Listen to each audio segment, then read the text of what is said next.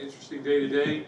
Thought our guys came out and played hard. I think when you have a game like this where everybody chooses up teams and plays against each other and you can put together a full game format, I just think it's a little bit more competitive, a little bit more entertaining, and it creates unity, I think, among the football team. So we're fortunate to be able to do that. We always may not be able to do that, but thus far we have.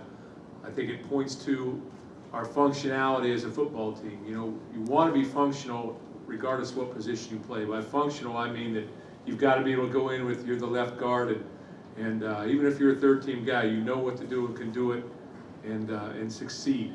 So a lot of our guys have that functionality right now, and that's how that's the first test that you have to be able to meet before you can play. Have to be functional. You have to have knowledge to be able to play, and then allow your personal abilities to take over and go from there. But thought we tackled well on the perimeter. I thought that just in looking at it, that Cousins was very sharp. A lot of guys got involved in catching the football, whether it was Keyshawn or whether it was, Benny, or whether it was, Christy Rucker or Lippett on a long one. Or I saw everybody, I think, get involved. I think all three of our tight ends got involved as well. So from that standpoint, it was a good day. I don't think we had a turnover, so that's a positive. Too many penalties, unforced penalties. But that's going to happen in the spring game, especially when you've got a big crowd and you try and simulate all these things, but it's difficult to simulate, and you've got a lot of different players playing. So all in all, it was a great spring, I think, for us. Great spring, I think, and then we'll just take some questions. Mark, Pat talked about Tony can be great when he needs reps. Kirk just said, we've got so many receivers who shut down corner would be nice. Is there a point where you have to say, okay, we have a bunch of receivers, he's got to get more reps on defense? Well, he got enough reps on defense. So that's the point I want to make to everybody. He'll get reps on defense. We'll make those decisions as a coaching staff. But what we have to make sure a young man is able to do is, if we're going to play him on offense at some point in time, that means you got to be able to, first of all, line up correctly. So in order to line up correctly, you have to know what things are called, and there's a whole terminology that's over there. You have to be able to do that. So you have to be able to walk before you can run on the offense side of the ball. Defense is more about reaction. It's more about technique. There are less things to learn, but you have to be able to do them with a higher, maybe, I don't want to say a higher athletic ability, because that's not necessarily true, obviously, but you can play corner a lot faster, I think, than you can play wide out at times. So we've got to always get the guy up running on offense first, but my goal is to put the best football team on this field, on our field out here, and he's obviously a guy that can make plays. As you saw him go deep and make a play for us, and so he can do those type of things. He has Keyshawn Martin ability in terms of being able to get in the wildcat or do different things, and we've got to take advantage of that. We've got to have a guy that we can groom to be the next Keyshawn Martin when he leaves. And, not to say that Keyshawn couldn't play corner. So he could, most definitely. But we've got good skill, and we need to use that skill. Same with Keith Nickel. He needs to be a guy that can play as a third quarterback. He's a great wide receiver. I think you saw that again today. Makes some great catches. But he also has to take some reps at quarterback along the way so that he can be a guy if we need a guy at that position. Mark, how do you assess Draymond Green's future as a football player? Limited.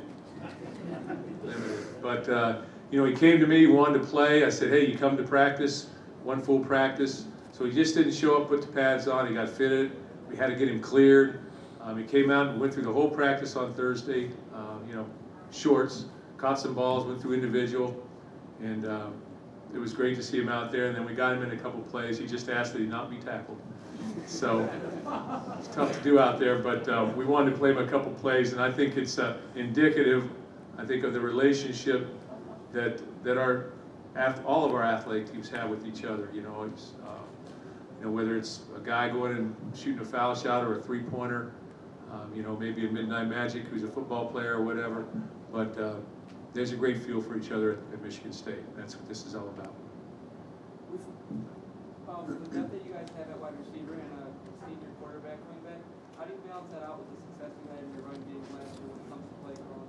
Well, I think you have to run the football. I don't think you can be a football team that says we're going to line up and throw every time, at least not for us here. You look at guys like Edwin Baker and Le'Veon Bell, Eric Caper, those are guys that can make plays on the offensive side of the ball. We've got to get those guys the ball in space and allow them to go to work. And maybe a little bit tough sledding out there today a little bit, but you saw some flashes from a couple guys. Even a 2-3 yard run, you got to put your foot in the ground and get vertical. Those guys are able to do that, and they are outstanding athletes, and they're big play guys for us last year, and they will continue to be. So we need to stay balanced. We've heard about Anthony Rashad White all spring and finally got to see it. I mean, what do you think of the push him and Worthy were able to get in the interior today? I thought Jarrell Worthy played very well. If you couldn't help but notice 99 out there, 98 as well for the green team. Those guys will be outstanding football players. Pickelman did not play for us this spring because of a neck injury, shoulder injury, so he'll be back in the fall. Probably could have played if push came to shove now, but we held him. So we've got 3 guys. We lost Dantonio Jeremiah. See if he can get back. Kaja Reynolds. So he's a guy that is coming on. I think he's a great athlete. He's a big, strong guy, 400-pound plus bench guy, and can run. But he's a young player, so we're working him there. So I think good things are around the corner. We've got good young players coming, so that'll be exciting.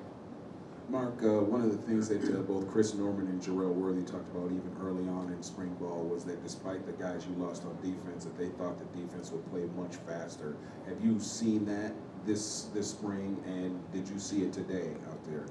I think as a total defense, yeah, I do see that because you have a lot of guys coming back on our defense, and you've got a lot of young guys. Last year in August, our entire second group were either redshirt freshmen or true freshmen.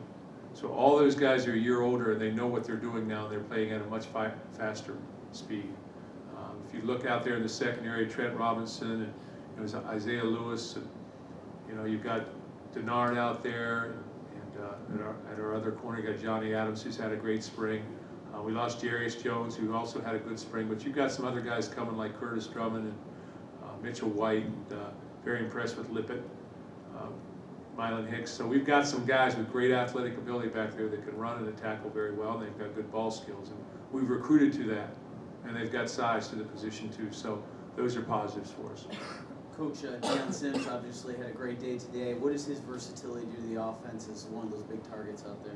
I thought all of our tight ends played well. I thought Selleck got involved early in the scrimmage, Lithicum in the middle, and then you saw Dion sort of take off at the end.